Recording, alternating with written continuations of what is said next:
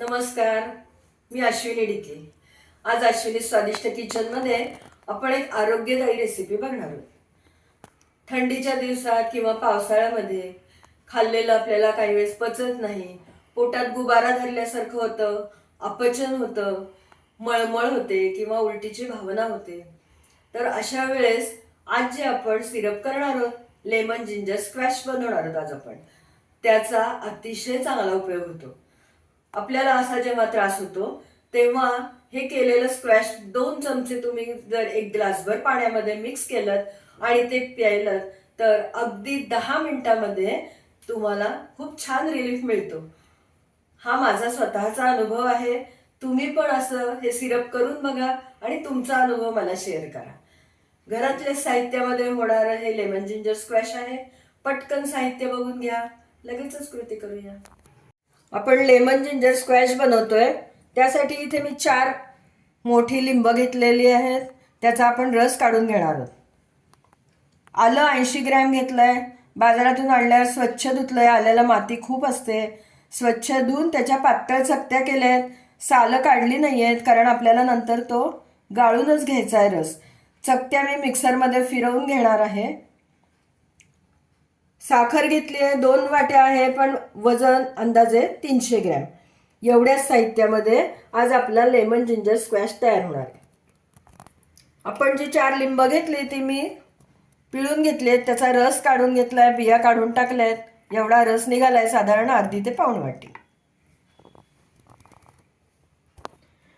आल्याच्या गोल चकत्या कापल्यात, त्या मिक्सरमध्ये घालून घेते. थोडं पाणी घालणार आहे मिक्सरमध्ये, आपल्याला त्याची पेस्ट बनवायची आहे.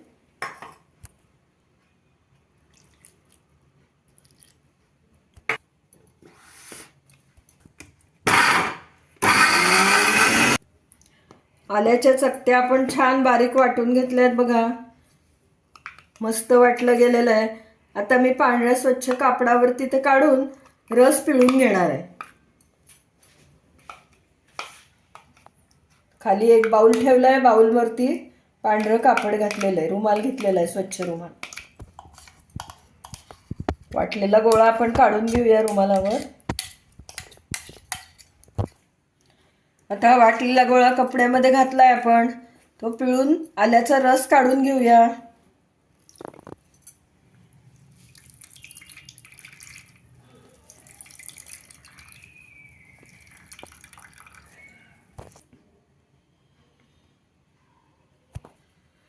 आलं वाटलेलं आपण फडक्यामध्ये पिळून घेतलंय. बघू शकता अगदी छान सगळा रस निघालाय आणि कोरडा असा आपला हा चोथा तयार झालेला आहे. पण हा फेकून द्यायचा नाही. ह्याच्यामध्ये खूप तिखटपणा असतो. रोजच्या चहामध्ये तुम्ही थोडा थोडा तो वापरू शकता. फ्रीजमध्ये ठेवून द्यायचा, म्हणजे त्याला अजिबात बिलकुल वास वगैरे काही येत नाही. 2 वाट्या आपण साखर घेतली म्हणून मी त्याला इथे पाऊण वाटी पाणी घालणार आहे. थोडं पाणी शिल्लक ठेवलंय, पाऊण वाटी पाणी. त्यामध्येच या 2 वाट्या साखर घालूया.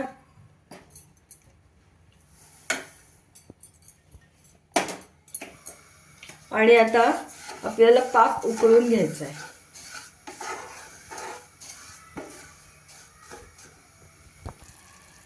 साखर पाणी एकत्र करून उकळायला ठेवलं होतं, उकळायला लागलंय.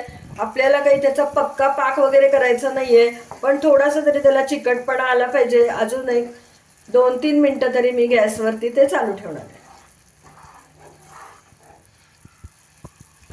स्क्वॅशसाठी लागणारा पाक आपला तयार झालाय बघा. मी तुम्हाला दाखवते.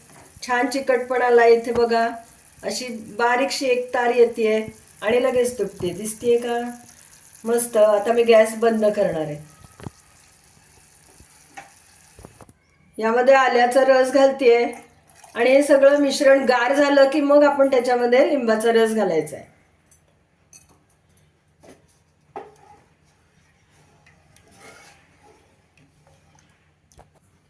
मिश्रण गार झालंय, थोडंसं कोमट आहे, पण त्यामध्ये आता आपण हा लिंबाचा रस घालूया आणि मिक्स करूया. म्हणजे आपलं लेमन जिंजर स्क्वॅश एकदम तयार. मस्त सुंदर रंग येतो बघा, आलं आणि लिंबू एकत्र आलं की.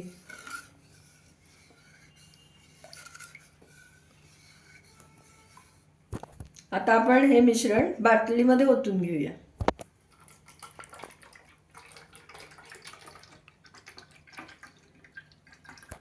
आपलं लेमन जिंजर स्क्वॅश तयार झालाय बघा.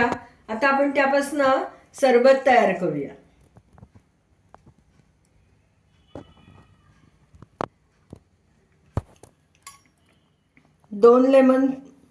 दोन टेबलस्पून एवढा आपण हे स्क्वॅश याच्यामध्ये घालतोय.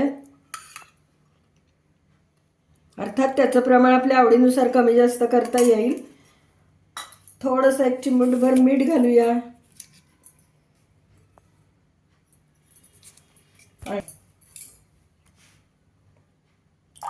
तुम्ही यामध्ये सोड्याचाही वापर करू शकता.